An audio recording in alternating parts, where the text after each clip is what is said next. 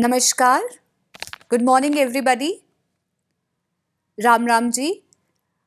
आज मैं doctor Shweta Rawat, Sanjeevani Kaya Shodhan Sansthan, naturopathy and Ayurveda centre, Gohana से आप सभी का आज के सेशन में बहुत ही ज़्यादा स्वागत एवं अभिनंदन करती हूँ। तो थैंक यू। तो जैसा कि आपको पता है कि आज हम सैटरडे संडे आयुर्वेदा का सेशन रख रहे हैं। इसका एक मकसद ये भी है कि थोड़ा सा आयुर्वेद के लिए लोगों में अवेयरनेस बढ़ाना और आयुर्वेद की सही नॉलेज आप सभी तक पहुंचाना, ताकि आप भी उसके बारे में जान सकें और इसके साथ साथ उसके बारे में अगर कोई क्वेरीज है या कुछ है तो मैं उनको भी सॉल्व कर सकती हूँ। तो आज का सेशन स्टार्ट करने से पहले मैं आप सभी को ये बताना चाहती हूँ कि सेशन के एंड में हम लोग थोड़ा इंटरैक्टिव सेशन रखेंगे।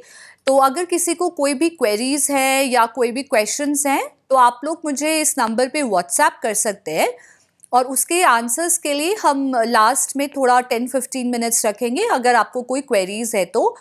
नंबर है 9897325802।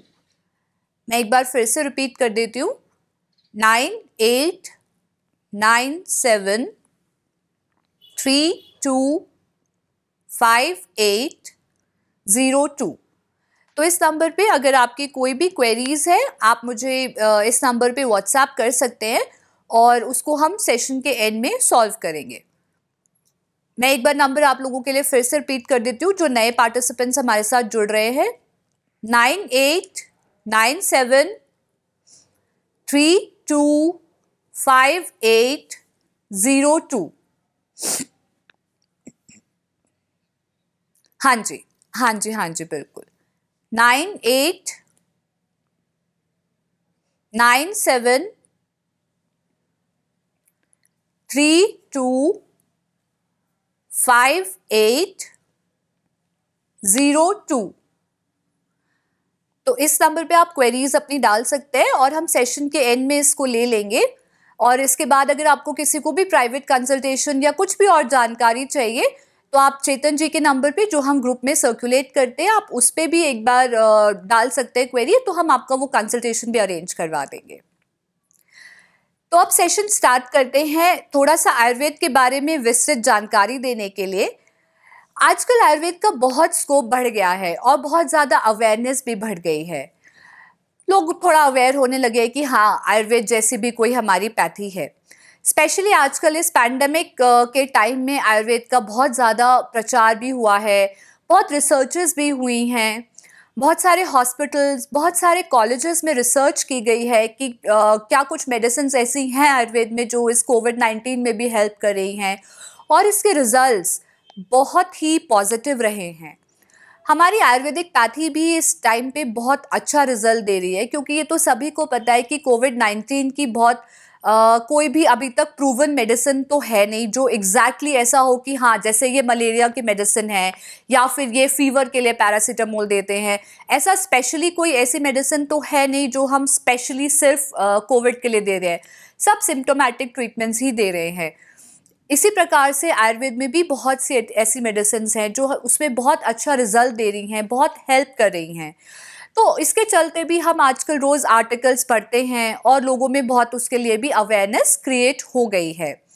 बट क्या ये अवेयरनेस, क्या ये नॉलेज कंप्लीट है? इस प्लेटफॉर्म, इसी के कारण मैं इस प्लेटफॉर्म के माध्यम से आप सभी के माध्यम से और भी लोगों को जो हम तक जुड़ सकते हैं, जो हम तक कनेक्ट कर सकते हैं, उन सभी को इस माध्यम से आयुर्वेद के बारे में सही और विस्तृत जानकारी देने के लिए मैं संजीवनी काया शोधन का शुक्रिया अदा करती हूँ। तो सबसे पहले बात आती है कि आयुर्वेदा है क्या।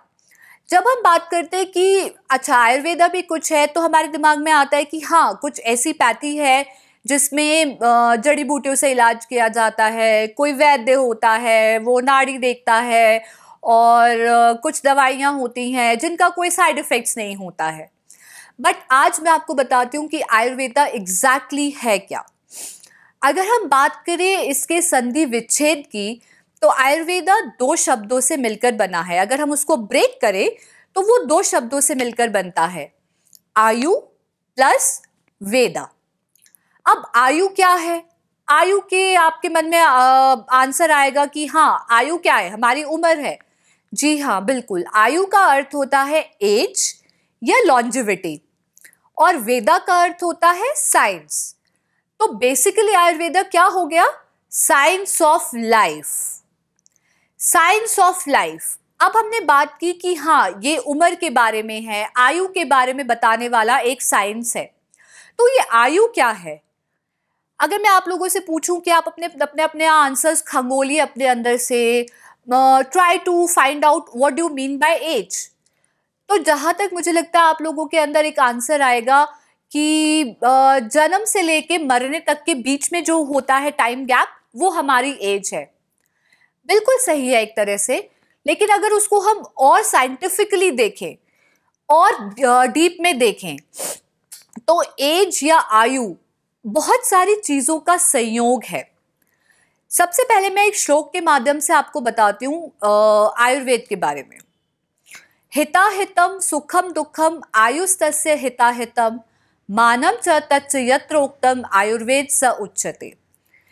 हिताहितम सुखम दुखम, यानी कि हितकर आयु, अहितकर आयु, सुखकर आयु, दुखकर आयु, और उस हमारी आयु के लिए क्या हितकर है और क्या अहितकर है, यानी कि क्या अच्छा है क्या बुरा है लेना, ये चीजें, और साथ ही साथ उस आयु के मान का वर्णन, यानी कि क्वांटिटी का वर्णन भी हमें जिस ग्रंथ में मिलता है उसे आयुर्वेद कहते हैं। देखिए कितना साइंटिफिकली और कितना ब्यूटीफुली आयुर्वेद में उसकी परिभाषा को एक्सप्लेन किया गया है।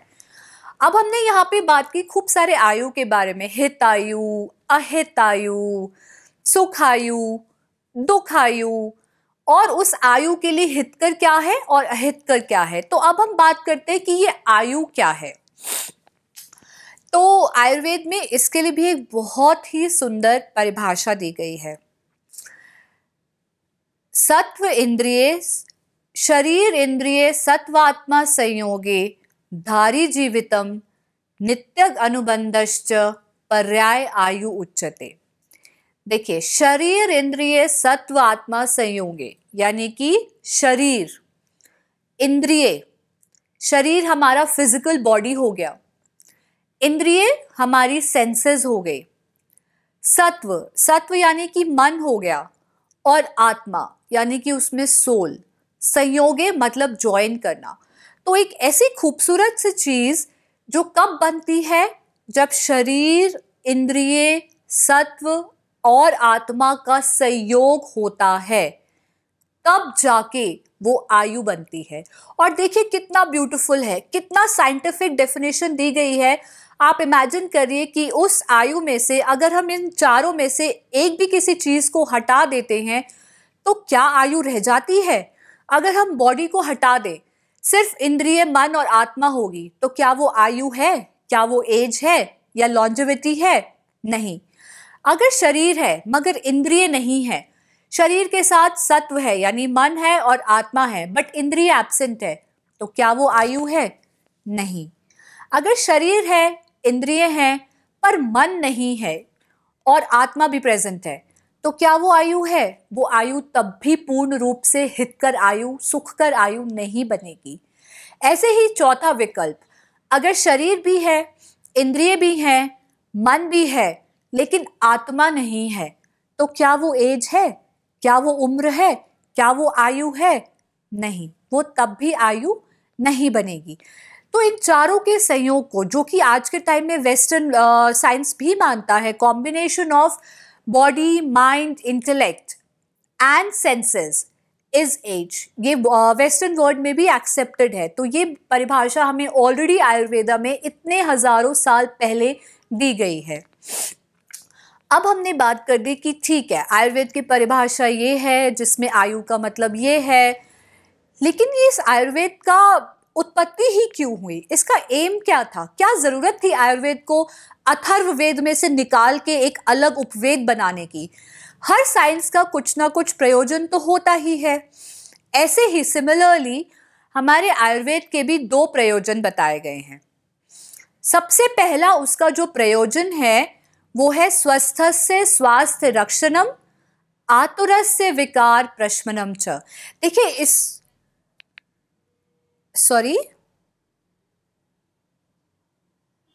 आप में से कोई कुछ बोलना चाह रहा है? ठीक है, तो यस सर। तो आयुर्वेद का जो प्रयोजन है वो कितना खूबसूरती से बताया हुआ है इस श्लोक के माध्यम से। स्वस्थस्य स्वास्थ्य रक्षणम आतुरस्य विकार प्रशमनम च। सबसे फर्स्ट नंबर पे उन्होंने रखा है स्वस्थ व्यक्ति के स्वास्थ्य की रक्षा करना, और सेकंड नंबर पे रखा है आतुरस्य विकार प्रशमनम च, यानी कि आतुर का मतलब होता है रोगी, विकार का मतलब होता है डिजीजेस, और प्रशमनम का मतलब होता है उनको कम करना या शांत करना। तो आयुर्वेद में क्या है कि इंपॉर्टेंस दी गई है to maintain the health of a healthy individual rather than giving importance of treating diseases. So this is the beauty of Ayurveda. This was the main aim or main goal of Ayurveda. कि हमारा M है हम पहले स्वस्थ व्यक्तियों के ही स्वास्थ्य को मेंटेन रखें, उनकी हेल्थ को मेंटेन रखें, और फिर भी अगर कोई बीमार पड़ जाता है तो फिर उसकी बीमारी का हम इलाज करें। तो आयुर्वेद सिर्फ बीमारी में ही यूज नहीं होता, स्वस्थ व्यक्ति भी बहुत ही खूबी से आयुर्वेद में जो पंचकर्मा होता है या और भी बहुत सारी मेडिसिन हैं जो हम नॉर्मली हेल्थ को मेंटेन करने के लिए भी यूज कर सकते हैं। अब ये बात हो गई आयुर्वेद के प्रयोजन की, जिसमें हमने बात की स्वस्थ व्यक्ति के स्वास्थ्य की रक्षा करना। तो स्वस्थ कौन होता है, क्या डेफिनेशन है कि हाँ मैं स्वस्थ हूँ या मैं स्वस्थ नहीं हूँ, कैसे हम उसको क्वांटिफाई करेंगे? इसके लिए भी बहुत ही खूबसूरत एक श्लोक दिया है आचार्य सुश्रुत ने सुश्रुत संहिता में। सम दोष समग्निश्च सम धातु मला क्रिया प्रसन्न आत्मेन्द्रिय मना स्वस्थ विधीयते, यानी कि सम दोष, आयुर्वेद का जो अस्तित्व है वो दोष धातु और मल पे टिका हुआ होता है। तो दोष जब वो समान अवस्था में होते हैं, वो हम सभी के शरीर में होते हैं, इस पे हम बाद में एक डिटेल लेक्चर लेंगे, बट अभी मैं आपको एक जानकारी के तौर पे बता रही हूँ। इन दोषों का एक बैलेंस स्टेट में होना, धातुएं होती हैं हमारे शरीर में जिनको हम टिश्यूज बोलते हैं, कंपेयर करने के लिए, एक नॉलेज देने के लिए किसी को भी, तो उसको भी समान अवस्था में होना। अग्नियां होती हैं हमारे शरीर में, ये अग्नियां जो होती हैं 13 प्रकार की होती हैं, सिर्फ एक जठर अग्नि ही नहीं और भी अग्नियां होती हैं, उन अग्नियों की भी समान अवस्था।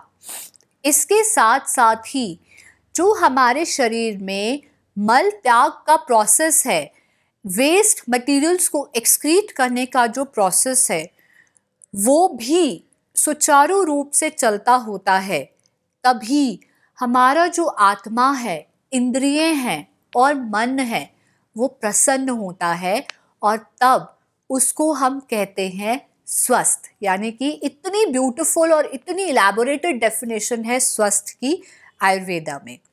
अगर मैं इसको कंपेयर करती हूँ वेस्टर्न साइंसेस से, तो उसमें सबसे ज़्यादा महत्व दिया जाता है WHO को। तो WHO ने भी इसी पैरामीटर्स को फॉलो करते हुए डेफिनेशन दी है, कुछ भी अलग नहीं दिया है। WHO defines health as a state of complete physical, mental, social, emotional, spiritual and also environmental well-being, and not just merely the absence of diseases. इसी बात को आयुर्वेद में कितनी खूबसूरती के साथ रखा गया है कि सिर्फ बीमारियों से फ्री होना स्वास्थ्य नहीं है। अगर आप मेंटली हैप्पी हैं, खुश हैं, आप एनवायरमेंटली आपका सब कुछ ठीक है, सोशली आप सब ठीक है, फिजिकली, मेंटली, तब उसको हम हेल्थ की डेफिनेशन देते हैं। तो आयुर्वेद एक लॉजिक को मानता है, एक तथ्य देता है कि जो जो हमारे शरीर के अंदर है वो सब कुछ बाहर जगत में है, और जो भी चीज़ें बाहर जगत में है वो सब चीज़ें हमारे अंदर शरीर में भी विद्यमान है। यावंतो ही लोके मूर्तिमंतो भाव विशेष तावंतो ही द्रव्य, यानी कि हम जो हैं इस प्रकृति का, इस नेचर का ही एक पार्ट है। नेचर में जो चीज़ें हैं, पंचभूत है, जैसे कि आकाश है, वायु है, अग्नि है, जल और पृथ्वी है, तो सेम चीज़ें, सेम द्रव्य, सेम एलिमेंट्स हमारे शरीर के अंदर भी होते हैं, हम उनसे निर्मित होते हैं। और इन्हीं पंच महाभूतों के न्यूनतम से, इनके आपस में परस्पर संबंध से, इन्हीं से ही पूरी सृष्टि का निर्माण होता है। ये उसके उत्पादक भाव हैं। यहाँ तक कि ह्यूमन बीइंग्स के उत्पत्ति का अस्तित्व भी ये पंच महाभूत हैं, जो मैं आपको धीरे धीरे बताऊंगी कि ह्यूमंस की उत्पत्ति में भी कैसे ये रोल प्ले करते हैं। तो सबसे पहले हम जानते हैं कि ये जो शब्द है पंच महाभूत, ये कैसे बना है। अगर मैं पूछूं आप लोगों से कि पंच महाभूत क्या है, तो आप लोगों को शायद कुछ लोगों को पता हो, शायद कुछ लोगों को ना पता हो। जिन लोगों को पता होगा वो जानते हैं कि हाँ भाई, ये 5 तत्व होते हैं, जैसे आकाश, वायु, अग्नि, जल और पृथ्वी। बिल्कुल ठीक है, लेकिन इसके बारे में हम इस लेक्चर में थोड़ा और डीप जाएंगे, थोड़ा और गहराई से जानेंगे। ये जो पंच महाभूत है, बेसिकली अगर हम इसका संधि विच्छेद करें तो ये 3 शब्दों से मिलकर बनता है, पंच प्लस महा प्लस भूत। पंच का अर्थ होता है 5, महा का अर्थ होता है एनीथिंग विच इज ग्रेट, बड़ा या महान।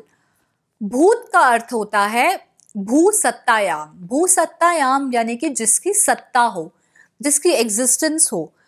तो इन 3 शब्दों से मिलकर बनता है पंच महाभूत। अब ये पंच महाभूत क्या है? ऑफ कोर्स आकाश, वायु, अग्नि, जल और पृथ्वी, बिल्कुल सही। लेकिन इनकी उत्पत्ति कैसे होती है? क्या इनकी भी उत्पत्ति होती है? जैसे सबके ये उत्पत्ति के कारण होते हैं, बट इनकी उत्पत्ति किससे होती है? इसकी उत्पत्ति के रेफरेंस में भी आयुर्वेद में इनका उत्पत्ति क्रम दिया हुआ है। सबसे पहले होता है अव्यक्त। अव्यक्त is something which is unmanifested, we can not see that. उसके बाद आता है, अव्यक्त से उत्पत्ति होती है महान की। महान यानी कि इंटेलेक्ट, उससे उत्पन्न होता है अहंकार, उससे उत्पन्न होता है पंच तन्मात्राएं। पंच तन्मात्राएं जो हैं वो इन पंच महाभूतों का सटल फॉर्म है। So we can say that these are the subtle form of panch mahabhoot. नाम से पता चल रहा है कि पंच तन्मात्राएं, यानी कि ये भी जो तन्मात्राएं हैं ये 5 होती हैं, इनसे उत्पन्न होते हैं पंच महाभूत। अब अगर हम बात करें कि कौन से महाभूत से कौन सी तन्मात्रा एसोसिएटेड है, या कौन सी तन्मात्रा से कौन सा महाभूत उत्पन्न होता है, तो एक एक करके हम उसको लेते हैं। जैसे सबसे पहले आता है आकाश महाभूत। आकाश महाभूत की जो तन्मात्रा है वो है शब्द। वायु महाभूत नेक्स्ट आता है। वायु महाभूत की जो तन्मात्रा है वो है स्पर्श, यानी कि टच। नेक्स्ट आता है अग्नि महाभूत। अग्नि महाभूत की जो तन्मात्रा है वो है रूप, रूप यानी कि विजन या साइट।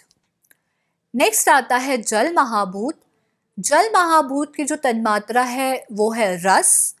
रस को हम कह सकते हैं टेस्ट। इसके बाद जो आखिरी महाभूत आता है वो है पृथ्वी महाभूत, और पृथ्वी महाभूत की जो तन्मात्रा है वो है गंध। गंध यानी कि स्मेल। तो इन तन्मात्राओं से ये महाभूत उत्पन्न होते हैं। बट एक खूबसूरती और है कि अब ये जो महाभूत हैं इन तन्मात्राओं के साथ हमारे सेंस ऑर्गन से भी रिलेटेड होते हैं। अभी मैंने आपको बताया कि कौन सा महाभूत कौन सी तन्मात्रा से एसोसिएटेड है। अब मैं आपको बताऊंगी कि वो हमारी बॉडी में हमारे कौन से सेंस ऑर्गन से रिलेटेड है। सबसे पहले बात करते हैं आकाश महाभूत की। तो जैसे कि उसकी तन्मात्रा है शब्द, तो हमारे जो सेंस ऑर्गन है ईयर, तो तो उससे हम उसको एसोसिएट करते हैं, या फिर वो उसका अधिष्ठान है। अधिष्ठान का मतलब होता है रहने की जगह। नेक्स्ट होता है वायु। वायु की जो तन्मात्रा है वो है स्पर्श यानी कि टच, और इसका जो सेंस ऑर्गन है वो है स्किन। नेक्स्ट है आकाश वायु के बाद अग्नि महाभूत। अग्नि महाभूत की जो तन्मात्रा है वो है रूप। रूप का मतलब होता है साइट या विजन, और इसका जो प्लेस है हमारी बॉडी में, या इसका जो सेंस ऑर्गन एसोसिएटेड है वो ऑफ कोर्स आईज, क्योंकि विजन कैसे है, आईज से है। इसके बाद आता है जल महाभूत। जल महाभूत की जो तन्मात्रा है वो है रस। रस का अर्थ होता है टेस्ट, और टेस्ट कहाँ से आता है, टंग से। तो ये इससे जो हमारा सेंस ऑर्गन रिलेटेड है वो है टंग। देन आता है पृथ्वी महाभूत। पृथ्वी महाभूत की खूबसूरती ये है कि उसकी तन्मात्रा है गंध यानी कि स्मेल, और स्मेल हमारा एसोसिएटेड होता है नोज से, यानी कि जो हमारा सेंस ऑर्गन उससे एसोसिएटेड है वो है नोज। तो कितनी खूबसूरती से देखिए, हजारों साल पहले कितना साइंटिफिकली उसको एसोसिएट किया गया है, हर एक तन्मात्रा को, हर एक सेंस ऑर्गन के साथ, और कितना वो उसके साथ सही जाता है। इसके बाद हम बात करते हैं कि इनके आपस के संबंध की। इसमें होता है एक न्यून अधिक भाव, या फिर इसको हम बोल सकते हैं प्रिडोमिनेंस। जैसे कि आकाश महाभूत है, उसकी तन्मात्रा है शब्द, तो उसमें सिर्फ एक शब्द तन्मात्रा ही एसोसिएटेड होती है। लेकिन जैसे जैसे इनसे नेक्स्ट महाभूत बनते जाते हैं, तो उन नेक्स्ट महाभूतों में पुराने वाली जो तन्मात्राएं हैं वो भी मिलती जाती हैं। लेकिन क्या होता है कि वो कम मात्रा में होती है, और उनकी जो अपनी तन्मात्रा होती है उसका रोल बहुत ज़्यादा होता है, इसलिए उसकी प्रिडोमिनेंस होके उसकी वो तन्मात्रा को कहा जाता है। जैसे कि वायु महाभूत की बात करें जो आकाश के बाद आता है, तो उसकी तन्मात्रा होती है स्पर्श, लेकिन उसमें शब्द तन्मात्रा भी थोड़ा सा न्यून अभाव में प्रेजेंट होती है। इसी प्रकार से अगर हम बात करें अग्नि की, तो उसमें पहले वाली दो तन्मात्राएं भी, जैसे कि शब्द फिर स्पर्श, कम मात्रा में प्रेजेंट होती हैं, लेकिन उसकी अपनी जो तन्मात्रा है वो है रूप, वो बहुत ज्यादा मात्रा में प्रेजेंट होता है। फिर आता है जल महाभूत। जल महाभूत में शब्द भी है, स्पर्श भी है, रूप भी है, लेकिन उसमें रस जो तन्मात्रा है वो अधिक भाव में होती है। जैसे आप एक सर्कल इमेजिन करिए, और उस सर्कल में हम डिवाइड कर सकते हैं कि ये कम मात्रा में है, ये 10% है, ये 10% है, ये 10% है, लेकिन उसकी जो अपनी तन्मात्रा आती है वो हो जाती है 50%। नेक्स्ट आता है पृथ्वी महाभूत। उसकी तन्मात्रा होती है गंध, लेकिन उसमें पहले वाली 4 तन्मात्राएं भी न्यून भाव में, यानी कि थोड़ा बहुत कम क्वांटिटी में प्रेजेंट होती है। यानी कि उसमें क्या क्या होगा, शब्द प्लस स्पर्श प्लस रूप प्लस रस, एंड देन गंध भी उसमें प्रेजेंट होता है। इन 5 महाभूतों की अपनी अपनी एक बहुत ही खूबसूरत कैरेक्टरिस्टिक्स भी, फीचर्स भी होते हैं, प्रॉपर्टीज भी होती हैं। क्या उनका एक एक खास प्रॉपर्टी है। जैसे अगर हम बात करें आकाश महाभूत की, तो अगर हम आकाश शब्द दिमाग में लाते हैं तो आपके माइंड में सबसे पहले क्या पिक्चर आती है, एक बहुत ओपन स्पेस, खाली स्पेस जिसमें फ्री फ्लो हो, कोई ऑब्स्ट्रक्शन ना हो। तो यही आकाश की ब्यूटी है। ये आकाश तत्व का प्रॉपर्टी है अप्रतिघात। अप्रतिघात का मतलब होता है फ्री फ्लो या अनऑब्स्ट्रक्टेड फ्लो या wide open space, hollow space. Next आता है वायु महाभूत। वायु महाभूत की भी अपनी एक पर्टिकुलर क्वालिटी होती है जिसको हम बोलते हैं मोबिलिटी, यानी कि चलत्व। जैसे कि हम इमेजिन कर सकते हैं बाहर की जगत में हमारे आसपास जो वायु है, जो वात है, वो क्या करती है, मूवमेंट करती है, हवा चलती है। तो उसका एक क्या खास गुण होता है? चलना, चलत्व, मोबिलिटी। इसी प्रकार से जो अग्नि महाभूत है उसकी भी अपनी एक पर्टिकुलर क्वालिटी होती है, अपना एक गुण होता है। जैसे कि हम सभी उसको इमेजिन कर सकते हैं, अग्नि का काम क्या होता है? जलना, और जलने से क्या है? उष्णत्व आता है। उष्णत्व यानी कि हीट या बर्निंग उसकी एक क्वालिटी हो जाती है। फिर आता है जल महाभूत। जल, अब आप इमेजिन कर सकते हैं, आप खुद ही अपने माइंड में सोच सकते हैं कि जल की क्वालिटी क्या है? बहना, यानी कि द्रवत्व। द्रवत्व यानी कि फ्लूइडिटी, फ्लूइडिटी या लिक्विडिटी, जिसको हम बोलते हैं बहना जल का गुण है। नेक्स्ट आता है पृथ्वी महाभूत। पृथ्वी महाभूत, अब क्या उसकी क्वालिटी हो सकती है, क्या उसका एक गुण हो सकता है? ठोसत्व या खरत्व। कुछ भी चीज जो भारी हो वो उसका एक गुण होता है, तो इसको हम कह सकते हैं रफनेस या सॉलिडिटी, जो उसको एक स्ट्रेंथ देता है। तो ये हो गई इनकी एक पर्टिकुलर क्वालिटी। इसी तरह से जो हमारे शरीर में त्रिदोष हैं, वैसे तो हम अगर ब्रॉडली क्लासिफाई करें तो दोष दो तरह के होते हैं, शारीरिक और मानसिक। मानसिक दोषों की अलग होती है सत्व, रज और तम, जिसमें से सत्व को हम मानसिक दोष नहीं लेते, सिर्फ रज और तम को लेते हैं। और शारीरिक दोष 3 होते हैं, वात, पित्त और कफ। अब ये पंच महाभूत उन वात, पित्त और कफ से भी रिलेटेड होते हैं, बट ये मैं आपको कल के लेक्चर में धीरे धीरे और चीजें बताऊंगी। एक एक तत्व को हम विस्तार से लेंगे कि आकाश क्या है, वायु क्या है, अग्नि क्या है, जल क्या है, पृथ्वी क्या है, और किस तरह से ये जो हमारे शरीर में दोष हैं उनके साथ रिलेटेड हैं। किस तरह से एम्ब्रियोजेनेसिस यानी कि जब शरीर का निर्माण हो रहा होता है गर्भ में, तब किस तरह से ये हमारे उत्पत्ति में सहायक होते हैं। जो हमारे मानसिक गुण हैं रज और तम, सत्व, रज और तम, उनके साथ किस तरह से पंच महाभूतों का एसोसिएशन है। तो ये सब अगर मैं आपको आज ही बता दूंगी तो थोड़ा सा कंफ्यूजिंग और बहुत ओवरवेलमिंग हो जाएगा एक ही दिन के लिए।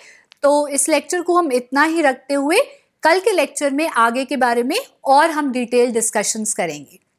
अब मैं एक बार, अगर आप लोगों के किसी के कोई क्वेश्चंस हैं, कोई क्वेरीज हैं, तो उसके आंसर्स के लिए हम चेक कर लेते हैं।